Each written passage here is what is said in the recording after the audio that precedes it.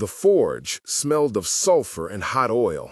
A thin veil of smoke rose under the low-hung lamps and clung to the rafters.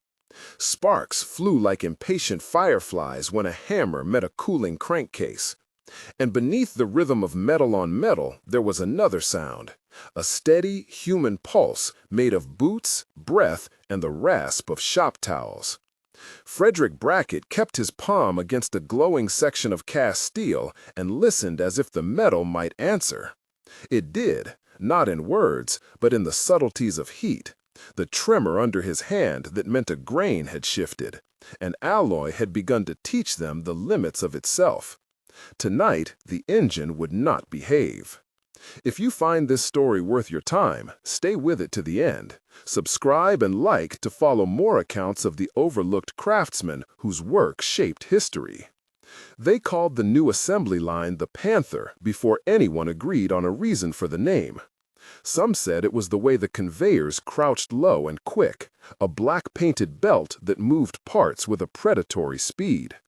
Others said it was because managers wanted a code phrase that sounded urgent and decisive on the telephone. The men and women who worked it did not care much for the origin. What mattered was that the Panther line meant one thing: urgency compressed into routine. It was built inside the East Hartford plant to deliver fully assembled R4360 engines and their subassemblies to the B-29 program faster than anyone had thought possible. Frederick Brackett had not come to East Hartford to be part of a nickname.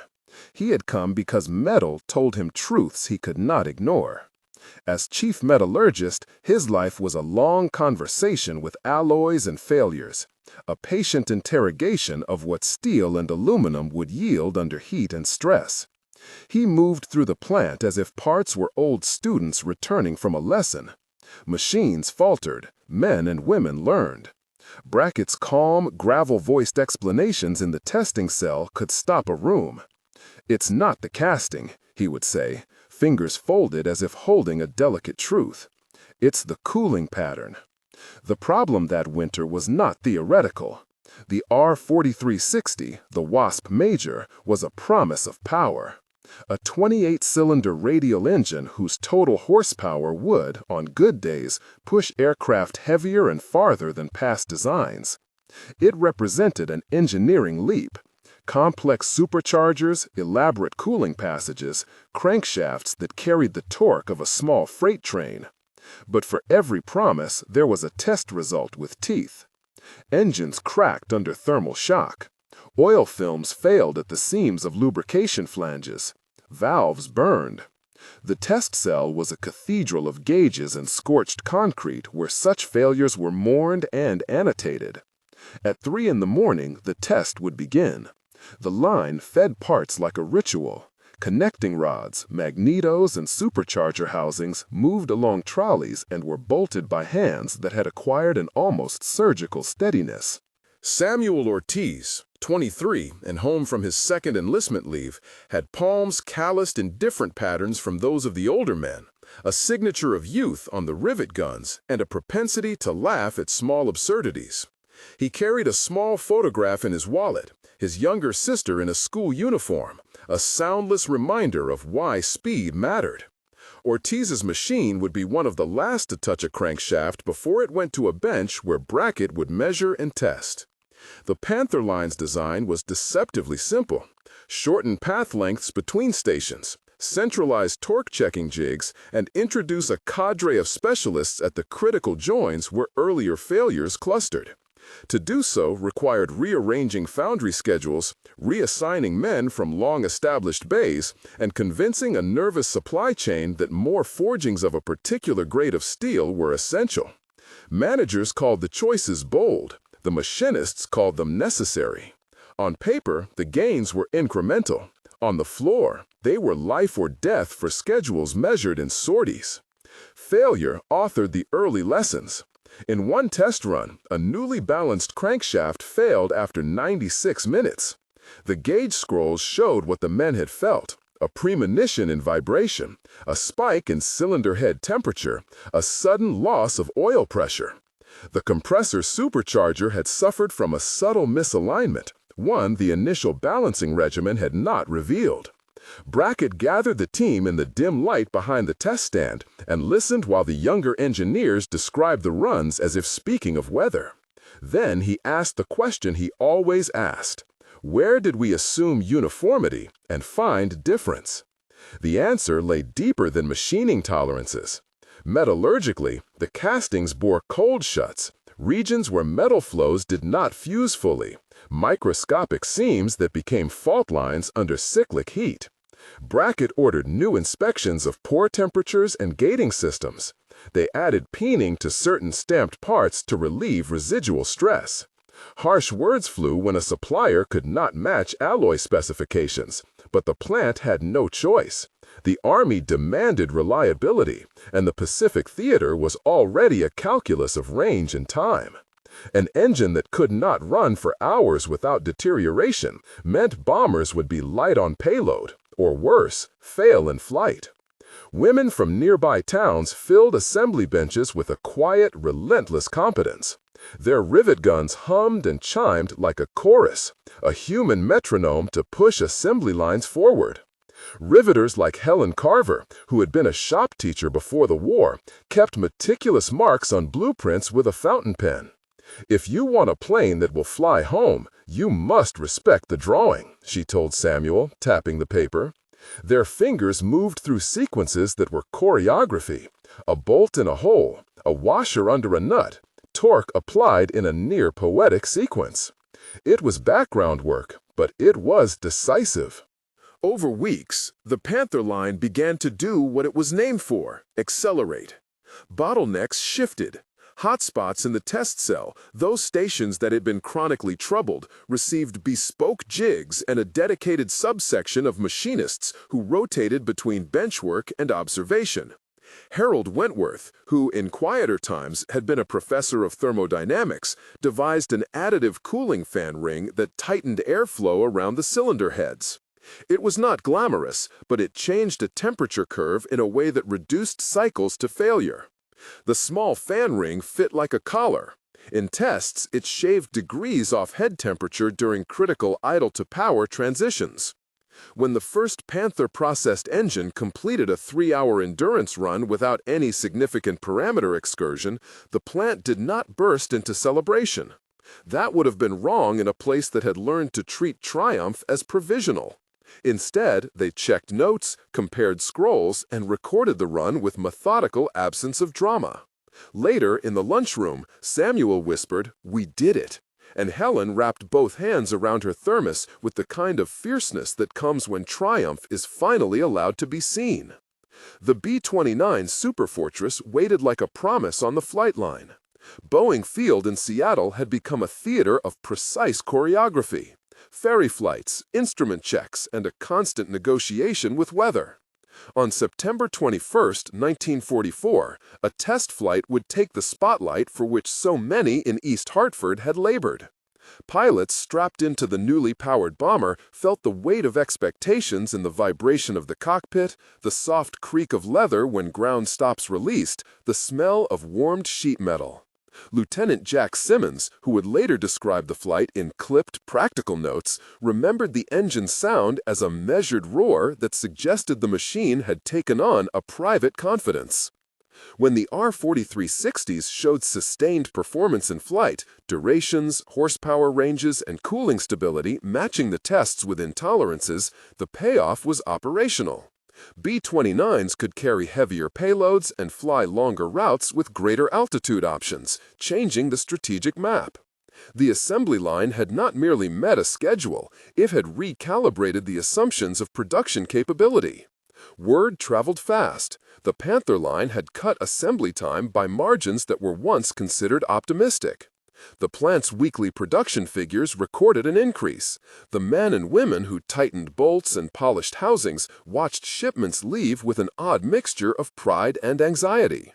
War is never merely a ledger of tonnage and sorties. The consequences of mechanical success unfolded with blunt immediacy. In March 1945, the incendiary raids that included the attack on Tokyo on March 9 showed how increased payload and range translated into devastation on the ground. Contemporary accounts noted the scale of destruction and civilian suffering. Historians still record those raids with the sober weight of facts and figures. The engineers in East Hartford understood their engines had been instruments in a larger machinery of war. The pride of a well-executed test could not erase the sight of newsreels, the black and white images of ruined neighborhoods that came through the plant's bulletin boards. Brackett, who read such dispatches carefully, would walk past the whiteboard of job assignments and stand a moment longer than necessary, feeling the hum of guilt settle in a place where technical success met human catastrophe. Letters arrived with uneven speed. Some bore gratitude from servicemen, terse notes from crews who had returned, a line about an engine that had not failed mid-Atlantic and had brought men home. Others carried grief, a pressed leaf, a photograph of a boy with a dog, and a hand scrawled across the back. If only. Samuel received such a letter that winter. His sister's schoolteacher wrote of rationing and losses in their neighborhood, small domestic tragedies that, to Samuel, were as significant as any test result, because they were the reason he worked faster. He read it at his bench, the rivet gun hanging from his ear like a second heart, and folded it into his wallet. There was no show of drama, rather a quiet folding and the slow return of hands to work. Not all the lessons were scientific. Institutional friction tested the Panther's limits. Military liaisons pressed for faster deliveries, even as engineers begged for more run hours. Logistical officers balanced spare parts across theaters. The plant's administrators had to arbitrate between the faith of a general and the patience of a metallurgist. A single miscommunication about a batch heat treatment lost 3 days, a delay that, in the calculus of wartime supply, could become a yard of lost margin that rippled into sorties. Brackett argued for inspections, even when commanders asked for shipments to be expedited. "You can ship what we make," he would say, "but we must know what we ship can live in the sky." On the tarmac at Tinian, crews prepared B-29s in an atmosphere of the practical and the ceremonial. Men polished cowls, adjusted magnetos, checked prop pitch. Lieutenant Frank Reynolds, who had flown a bomber equipped with Panther line engines, inspected spark plugs as if reading a book. He knew the names of technicians by their marks on parts. "This one came from Hartford," he told a fellow lieutenant, tapping a housing with a gloved finger. "These folks know their metal." When the Enola Gay was readied, it bore engines whose provenance could be traced through stamped serials and careful records to the shop benches where women tightened washers and machinists balanced shafts. The August missions of 1945, when the world watched reports of atomic detonations over Hiroshima on August 6 and Nagasaki on August 9, brought the engineers' work into a new kind of historical light. Presented as reported historical events, the bombings were declarations that reshaped strategic thinking and ended a conflict of unimaginable scale. For the men and women at Pratt & Whitney, reaction varied and contained no single quiet. Some felt relief that the war might end and their loved ones might return. Others wrestled with the knowledge that their labor had been woven into operations that changed the face of cities and lives in ways that no test cell could measure. After the war, the roar subsided. Assembly lines that had rattled for years slowed to a different tempo. The Panther line did not simply disappear, it transformed. Some machinery was repurposed for peacetime industry, some jigs rusted in corners, and parts went to museums where glass cases turned work into exhibit. Brackett, older now, walked through the plant with eyes that saw more than metal. The same hands that had felt for grain shifts in a casting could feel the silence between presses and hear how history had tempered the shop's voice. The technical arc of the R-4360 did not end with a single ergonomic improvement. Metallurgy continued to advance, and jet propulsion crept forward with irresistible pressure. The Wasp Major would be succeeded in the public imagination by the jet age. Thinner wings, different roars, a new vocabulary of thrust and compression. But the lessons of metal learning endured. A crankshaft that had been poured in a winter's night, balanced by hands that learned how to forgive asymmetry, taught the next generation that small, deliberate changes could alter outcomes drastically. Brackett kept a small object on his bench after the final shutdowns, a fragment of cooled alloy, sanded smooth, its face catching the overhead light.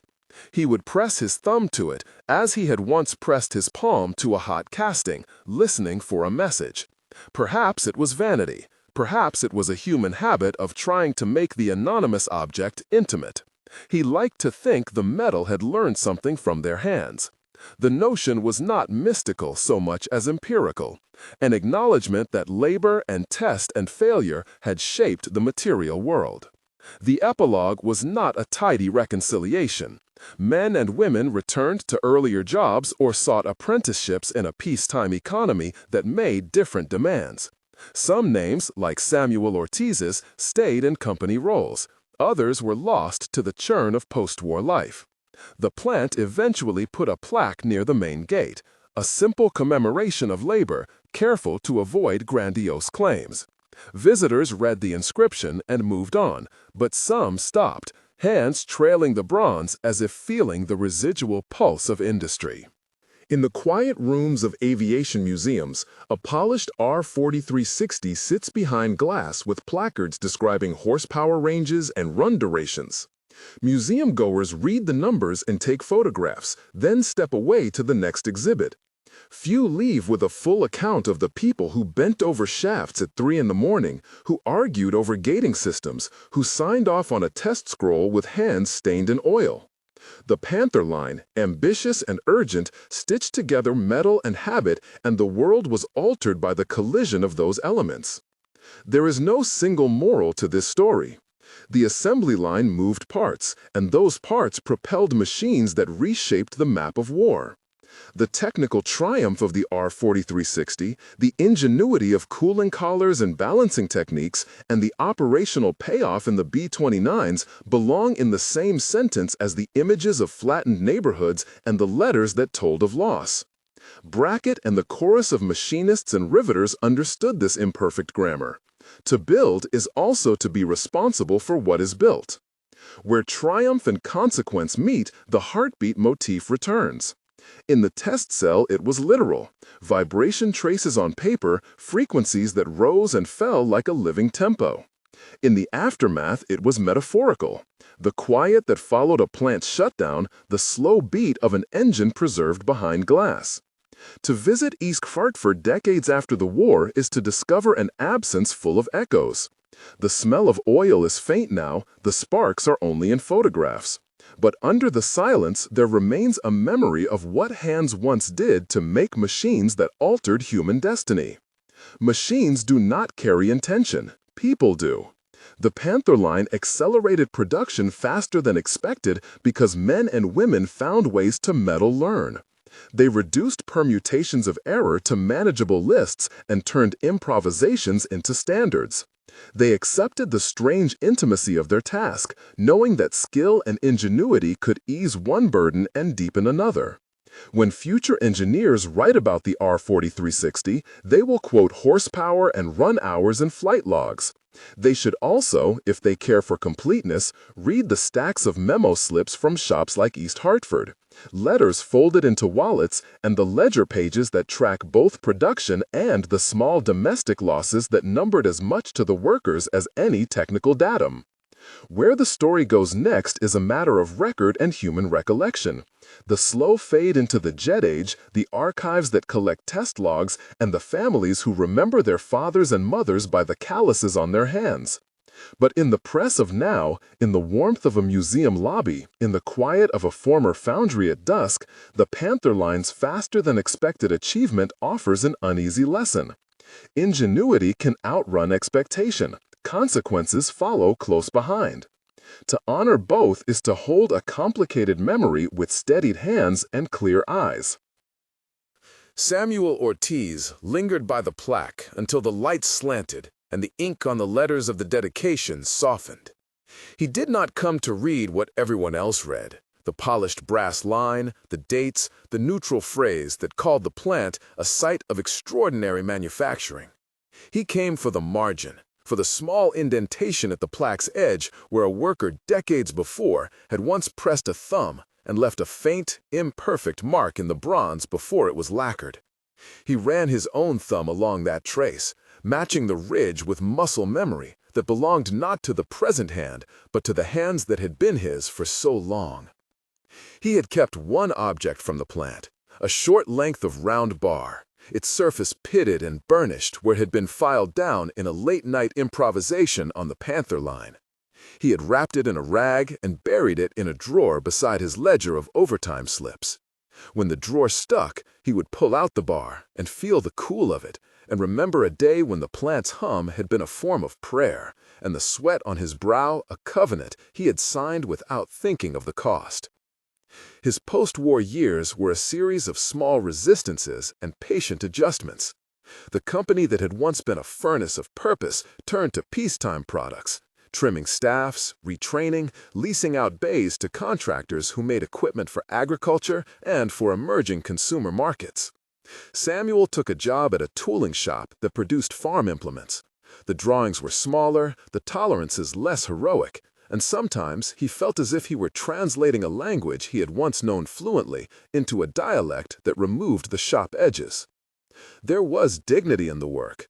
The leather of his palms grew soft in ways his wife called civilized. But at night, the sound that lived under his ribs, the pattern of measured beats he had once attuned to engine frequencies, refused to leave. He would wake to the memory of an irregular trace on a test scroll, and the knowledge that when the frequency climbed beyond a certain threshold, a valve could snap, or, when it fell, the cause was often in the small, human oversight that accumulated like dust. Letters were the shape he used to keep the plant between himself and the world. He wrote to a brother in Puerto Rico in the same blunt, tidy hand he used in logbooks. He wrote to men he had worked beside, and to his son, who learned grammar at the kitchen table from a man who favored abbreviations and straight columns. Some letters were sent on company stationery, inked over the edge of the letterhead as if to claim that the voice belonged to both man and plant. Others were delivered by hand at reunions, clipped to a folded program and slipped into a pocket, carried through the humid air of a church basement to preserve a small, precise memory. There were reunions, small and irregular. They gathered in halls that smelled of coffee and fried food, and the conversation moved along deferred agendas. A veteran on oxygen, a machinist with the tremor of age in his hands, a foreman whose retirement had been smoothed into a story of managerial skill. Brackett, when he came, arrived like the man he had been, neat with the practiced reserve of someone who had learned to make decisions by the light of engineering matrices. He carried a satchel with a leather latch, and inside were pages of notes that some of the men could not read without the glazed attention of someone who had spent a lifetime deciphering a new alphabet. Brackett's notebooks were not heroic in their appearance. They were precisely utilitarian. Possible heat gradients, hand-drawn cross-sections, the margin notations that betray a habitual mind always ready to correct. He wrote to himself in conditional verbs, if, might, should, as if the language of possibility could be coaxed into being. At reunions, he would show these pages to younger men as demonstration of method, the way one shows an old set of tools to those who will never need them for the same job. But when the conversation turned toward the wider consequences, toward the bombs, toward the scale of what the engines enabled, his face would simply harden, and his hands, which had once been steady on calipers and micrometers, would fold over one another with a small, private compulsion. Not everyone carried their records. Many things were lost in moves, pawned for a brief cash flow, or given away in moments when the past no longer felt necessary. Yet some items survived by accident. A ledger found wadded in the lining of a coat, an assembly drawing used as wrapping paper for a child's present, A scrap of blue paper bearing a penciled note about offset tolerance .002 that a granddaughter would, years later, use to line the inside of a shoebox for keepsakes. These accidents were how memory folded into the present, not as an act of deliberate curation, but as the shabby contingency of everyday need. A museum curator named Evelyn found one such scrap in the spring of her 41st year, when the Regional Historical Commission called asking if their institution would accept a box labeled Panther Miscellaneous. She opened it in a fluorescent office with cheap chairs and a window that looked out on a parking lot. Inside were items that at first seemed mundane. A set of grease-stained keys, a pocket-sized notebook with a burned corner, a calendar from 1945 with a loop of thread marking May. She set them out on a table and began to read. Evelyn had spent a decade building displays that made technology intelligible to viewers who came expecting spectacle and left with a quiet understanding of how ordinary labor is shaped into extraordinary outcomes. She knew the museum trade, the balancing act between the technical and the personal. Too much of one, and the viewer was bored. Too much of the other, and the exhibit became sentimental. She unfolded the notebook and found, in a hand both careful and hurried, not equations, but brief dispatches written by a man named Louis Marquez. He had described a late-night problem, a spline that would not seat on less than perfect bearings, the solution found with a shim of tempered brass, and then a single line that stopped the breath in her throat. Frederick asked what we would have done if the orders changed. I did not answer. That line set a different plan into motion. Evelyn began to track the notebooks back through the filing system of the commission and the plant's own archive. Then, through boxes in basements and storage units, and finally, into the hands of the men who had kept them. She corresponded with families, piecing together networks of memory with the patience of someone who knows how to wait for truth. Men and women sent her envelopes by post, photographs with backs labeled in pencil, a faded pay stub, an old glove with a note that said in a child's scrawl, "Papa's best." There were also letters never meant to be read by strangers, drafts in which men spoke of fear, of the thrill of fitting a piston the way one confesses an infidelity, of the first time the whip of a fan blade arced the air with such force it rocked the scaffolding. The exhibit that grew in Evelyn's hands was not triumphant. It did not hang a garland over the plant's name.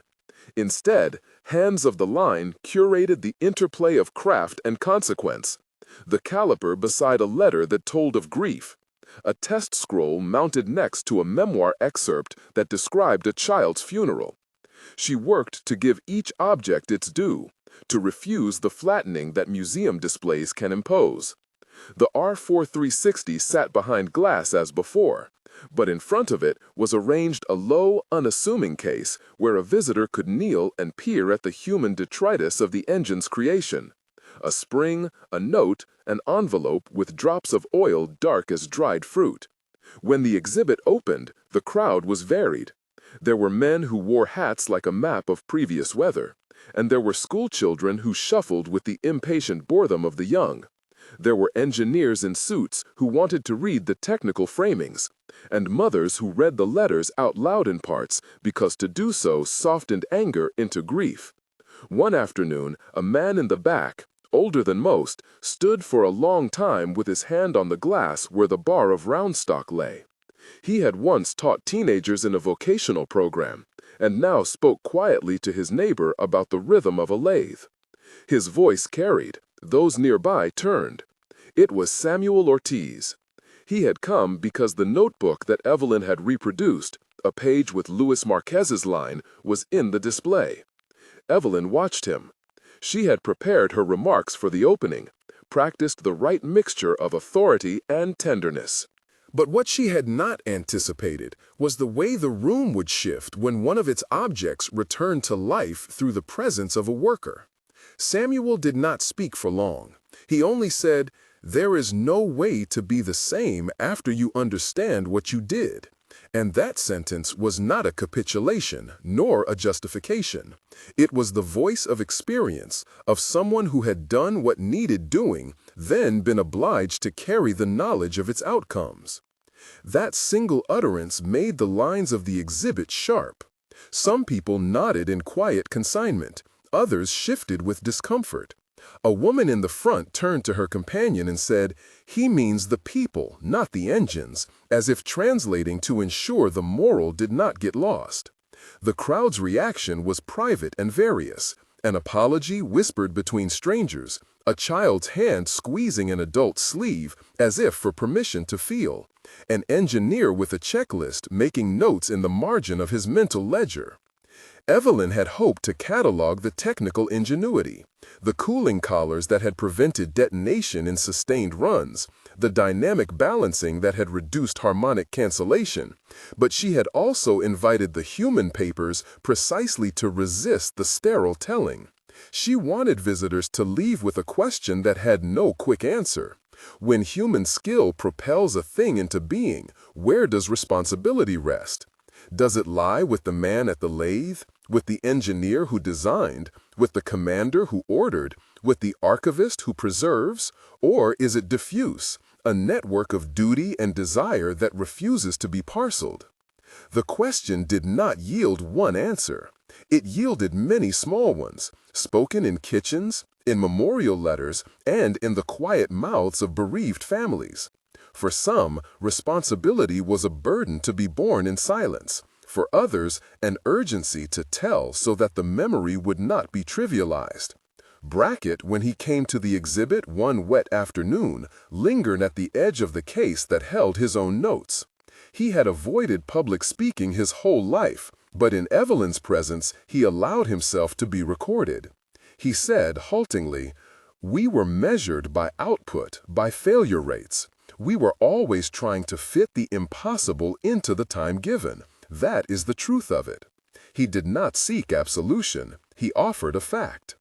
Inside his satchel, among meticulously arranged pages, was one envelope that he never displayed. A single-lined note folded into the corner of a paper calendar.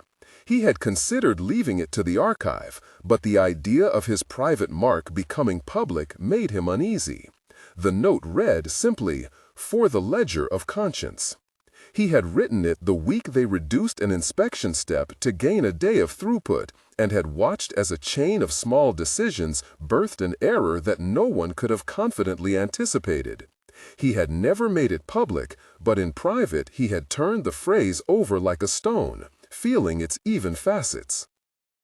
The men of the Panther line aged in different shapes. Some, like Samuel, kept the marks of the plant as quietly as a relic. Others drifted into the margins of local politics and civic work, their skills translating poorly, but their desire to be useful remaining. There were those who embraced the narrative of national necessity and would never be moved to doubt it. Memory, in this sense, is not a single voice, but an archive of competing claims, a chorus that cannot be harmonized into a single, clean truth. Across decades, the Panther line's technical lessons persisted.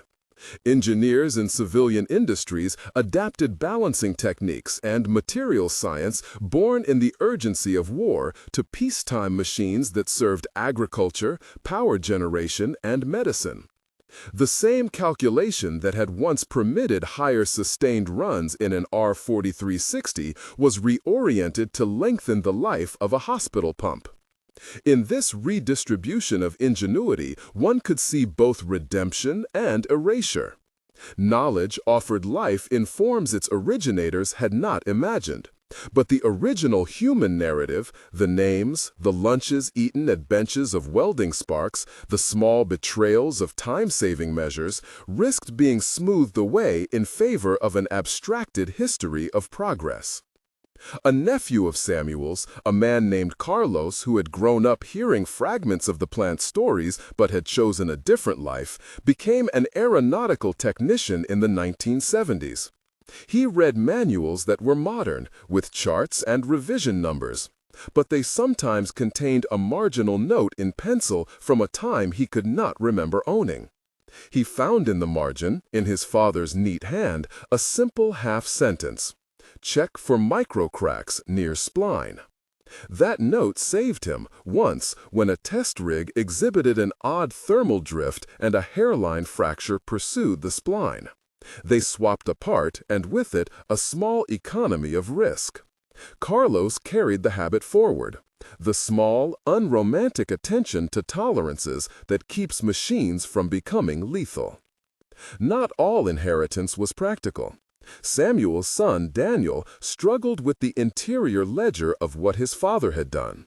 He was the child who had been taught at the table, who had learned that calloused hands were a form of honor, and he channeled his father's restrained, quiet fidelity into a life of domestic caretaking. He found a vocation in social work, helping veterans whose memories refused to stay settled. He did not frame his work as redemptive of the plant. Rather, he saw it as the human task of containing consequences that outlast the immediate designs of any machine. On the other side of the city, in a quieter archive, a researcher named Judith pursued the Panther line's supply chain, mapping the scrap yards, the mills, the foundries that had fed the plant. Her work was patient and geographically precise. She cross-referenced requisition slips, finding that some mills had accelerated deliveries under an informal arrangement that sped production but increased the chances of defective billets. The nearer she moved to the edges of the official record, the less tidy the narrative became. It was not simple malice or simple necessity. It was a score of compromises negotiated in the heat and urgency of an industry mobilized by war.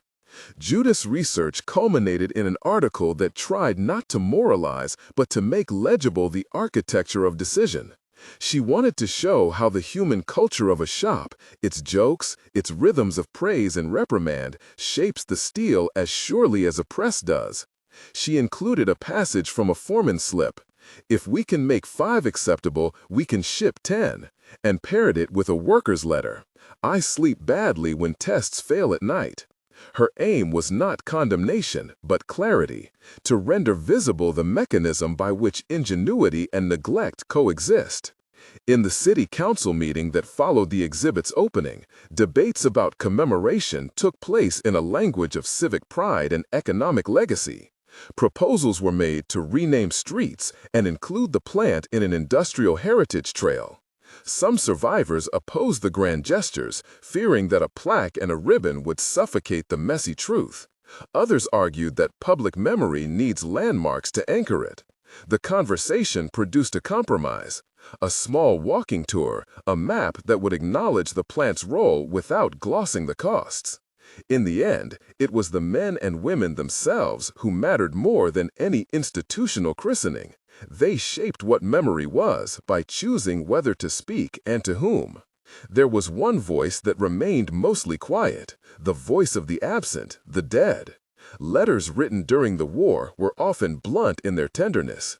A machinist named Harold West had written to a wife he had not touched in months: "If I do not come home, I want you to burn this with the kettle."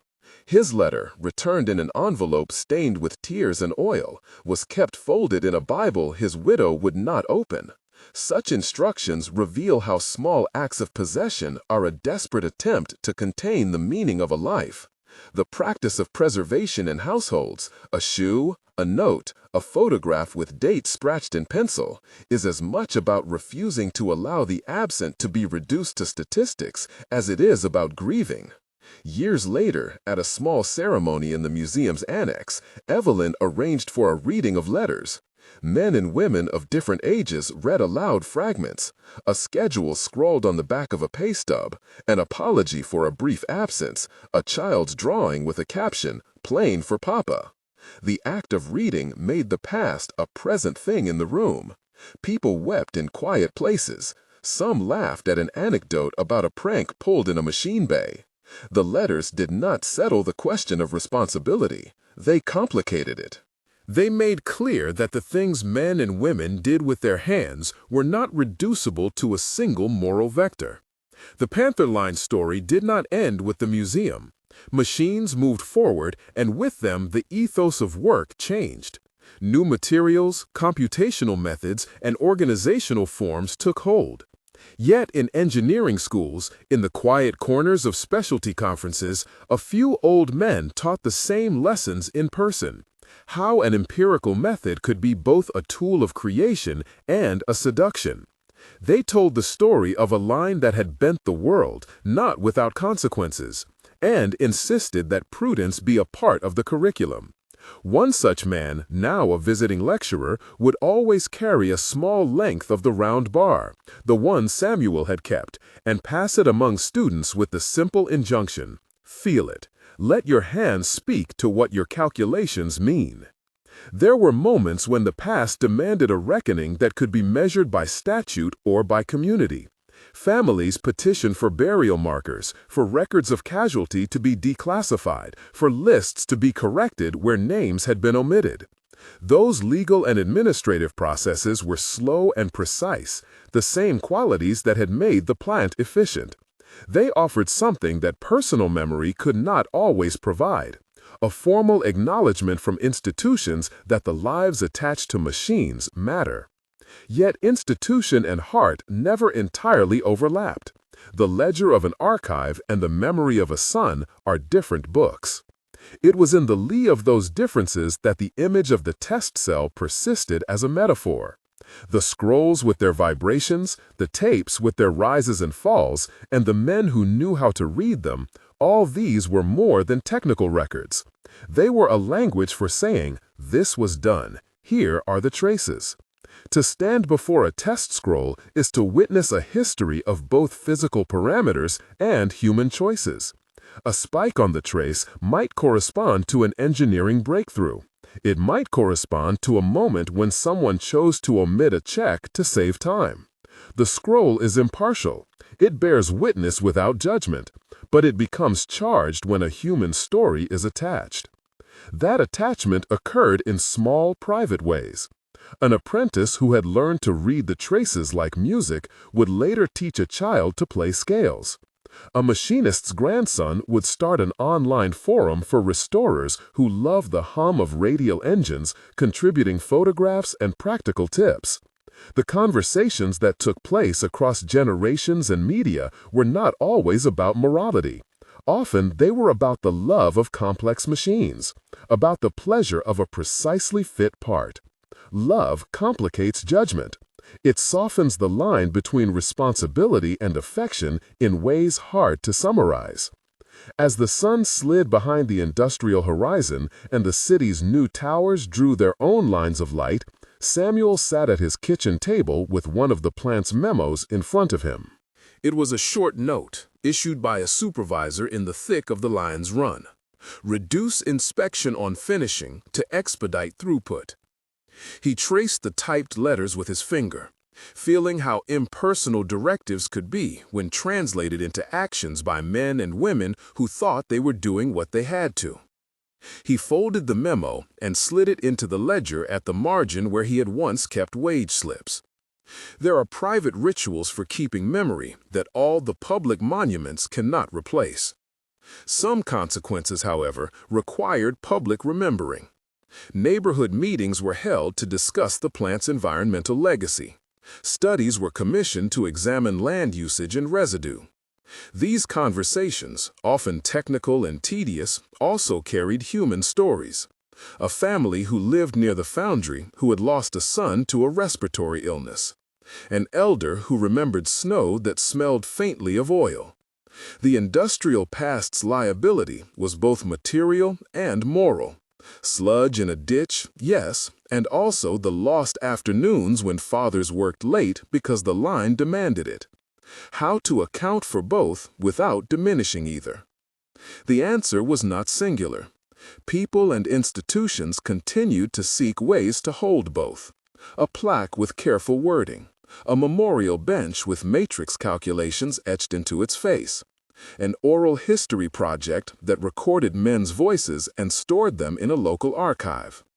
These acts did not erase the past. They only offered repositories for people to place their questions and their small reconciliations. And yet, for all that was archived and confessed, there remained a small set of pages that no one had yet read. They were in a sealed envelope that Brackett kept in his satchel, a stubborn private remnant he had reserved for a time he could not name. When Evelyn, in the months after the exhibit, wrote to him asking for the satchel's loan for study, he hesitated. The satchel had been with him at the plant, through test runs and late-night calculations. It had been present when they made hard calls. The envelope, marked for ledger, contained a single folded sheet whose lines Brackett had once considered too personal for the public. He had imagined the letter would be small, a confession half-formed, or a note of procedural failure that would make sense only to him. He had, until now, kept it like a private tremor. On an afternoon when rain pressed itself to the windows in steady plates, Brackett took the envelope from its pocket and, with a care he reserved for instruments, set it on a table in Evelyn's office. Her hands were steady as she broke the seal. The letter that fell into the light was written not by Brackett, but by a younger engineer who had worked under him, a man named Michael Hargrove. Michael's handwriting was urgent and queer. The letter did not confess negligence in the way one confesses a sin. Rather, it described a chain of events with clinical clarity, concluding with a single, unavoidable conclusion that reframed Brackett's own memory. Michael had written, "We did the math until there was no more math to do. Then we did what the line required. If I had thought at the time that a throttle could bring more people into harm, I cannot say I would have chosen otherwise. But if there is to be an account, let it be said that in the night I thought of the faces of those I'd worked beside, and I could not reconcile the balance sheet in my head. I ask for those names to be kept, not for pity, but for truth." The paper carried a smudge of oil and, in one corner, the faint impression of a fingerprint. Brackett's fingers trembled only slightly as he handed the letter to Evelyn. He did not speak. Evelyn read the letter silently, then looked up. The room was full of the rain's small percussion. Outside, the city moved on in its ways. Inside, a private ledger found its outward footing. They decided to include Michael's letter, the original with its oil spot and fingerprint, in the exhibit, but not as an act of accusation. It would be mounted in a case beside the memo that had urged reduced inspection, not to point fingers, but to present the human thought that had sat in the middle of production. It was, they agreed, an honest artifact, not an absolution, not a condemnation, but evidence that the men who labored at the machines had minds that wrestled with the outcomes. When the letter went on display, visitors read it in small clusters. Some left quietly moved. Others sat and wrote in the guest book about the difficulty of judgment. A young student, eyes bright with the hunger of those who had not yet been taught the cost of making, put a fingertip against the glass as if trying to move the letter closer.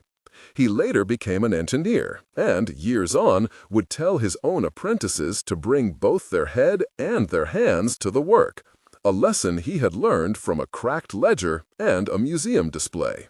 The museum's timing and the patience of those who had saved and shelved their own memories created a new sort of public conversation. It did not resolve the fundamental paradox that skill and care could make both life and death more efficient. But it did something else, perhaps more valuable. It made clear that the stories of metal and the stories of people were tangled beyond being singularly redeemed. For Samuel, for Brackett, for Evelyn, for Michael's family, and for the city that sat in the shadow of the plants that had once sounded like church bells, the ongoing work was different from production. It was the work of holding. To keep memory honest is to refuse both simple vilification and blind glorification. It is to accept that one can love the sound of a well-balanced engine and still feel the ache when one understands where that sound had been sent. For Samuel, for Brackett, for Evelyn, for Michael's family, and for the city that sat in the shadow of the plants that had once sounded like church bells, the ongoing work was different from production. It was the work of holding. To keep memory honest is to refuse both simple vilification and blind glorification. It is to accept that one can love the sound of a well-balanced engine and still feel the ache when one understands where that sound had been sent. For Samuel, for Brackett, for Evelyn, for Michael's family, and for the city that sat in the shadow of the plants that had once sounded like church bells, the ongoing work was different from production. It was the work of holding. To keep memory honest is to refuse both simple vilification and blind glorification. It is to accept that one can love the sound of a well-balanced engine and still feel the ache when one understands where that sound had been sent. The Panther line's artifacts would continue to hum in storage rooms and museums, and their stories would be read in classes and at kitchen tables. New engineers would find in the old test scrolls lessons of materials and motion. Young historians would find in the memos the contours of decision. And the men and women who had lived the life of the line would keep their own private ledgers of culpability and pride, passing them on in artifacts both public and intimate. One evening, as dusk put a final glaze over the city, Samuel sat at his table and opened the round bar he had kept. He had sanded it once more, not to clean it, but to touch it as a living thing. His thumb pressed the place where a small seam had been smoothed. He sighed, a sound that might have been fatigue or acceptance. He heard, faintly and not unwelcomed, the echo of lines he had once read in a test cell, the pattern of a scroll, a frequency rising, then settling. In that sound he found a measure, neither excuse nor absolution, of what he had offered and of what he must live beside. Outside, the city moved on, finding new purposes for old metal. Inside, the museum kept its cases lit with an impartial soft white. The letters on display would be read by strangers who would carry away fragments of the past like seeds. The plaque at the plant's gate remained simple and unread in the way that monuments can be. Yet the real memorial was in the hands that continued to turn wrenches, to teach apprentices to check for microcracks, to stand in museums and read letters aloud. Those acts, small, repetitive, sometimes nearly invisible, were the true work of remembrance. And somewhere in the city, in a street that had once echoed to the roar of radial engines, a child found a scrap of paper in her grandfather's trunk, a penciled note about an offset tolerance, and, with the curiosity of youth, asked the question that would carry the story forward. "Why did you keep this?" The grandfather did not answer all at once. He lifted the child into his lap, smoothed the paper between them, and began to tell a story neither simple nor complete, but true in its parts. Of the hands that made things, of the machines that moved the world, and of the way both must be remembered together.